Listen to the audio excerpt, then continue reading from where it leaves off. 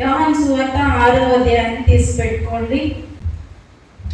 ఈ అద్భుతం చేయడం ద్వారా దేవుడు మనకి కొన్ని సత్యాలను నేర్పించాలనుకుంటున్నాడు. మొట్టమొదటిది ఏంటి అంటే, ఆయన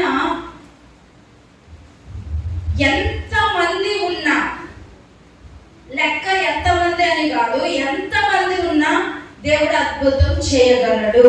అది మొదటి విషయం. రెండవది చూద్దాం. ఇక్కడ 3 సువార్తల్లో వివిధ రకాలుగా రాయబడ్డారు. ఒక చోట ఏమో అక్కడికి వచ్చి 3 రోజుల నుంచి వాళ్ళు ఏమి తినకుండా ఉన్నారు అని కొన్ని చోట్ల రాయబడ్డది.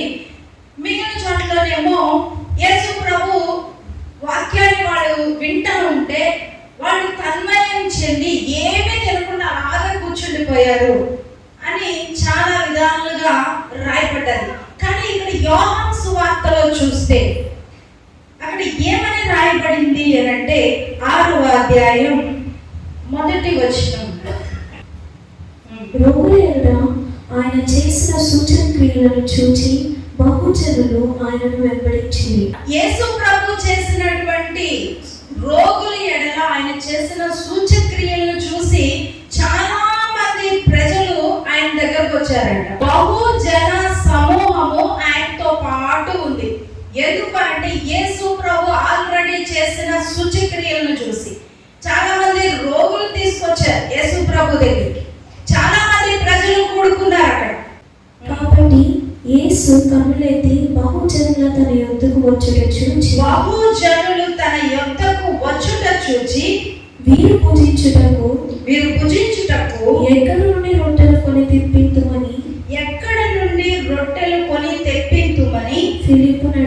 ఫిలిప్పును అడిగాను. ఇంకొక విషయాన్ని మనము నేర్చుకోవాలి. ఏంటి అంటే, యేసు ప్రభు ఆత్మీయంగా ఆహారాన్ని బోధించే దేవుడు.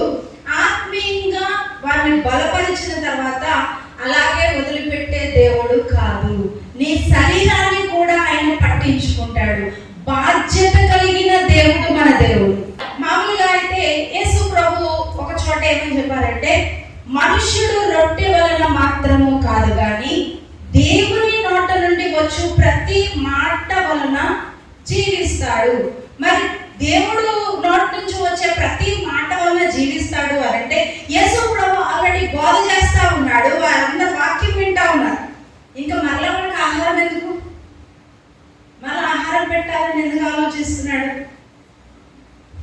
ఎందుకు అని అంటే, మన యేసయ్య మన ఆత్మను మాత్రమే చూసే దేవుడు కాదు, మన శరీరాన్ని, మన ప్రాణాన్ని అన్నిటినీ చూసే దేవుడు. ఆత్మ బాగుంది కదా అని నీ శరీరాన్ని పట్టించుకోకుండా విడిచిపెట్టే దేవుడు కాదు ఆయన. నీ శరీరానికి ఏ అవసరత ఉందో, నీ శారీరక జీవితానికి ఏ అవసరత కావాలో వాటిని కూడా పట్టించుకునే దేవుడు. మన దేవుడు బాధ్యత కలిగిన దేవుడు. అక్కడ చూస్తే ఆహారం పెట్టడానికి రొట్టెలు ఎక్కడి నుండి తేవాలి అని ఫిలిప్పుని అడిగాడు. ఎందుకు అడిగాడు? తెలీదా దేవునికి? ఆ వచనాన్ని చదవండి.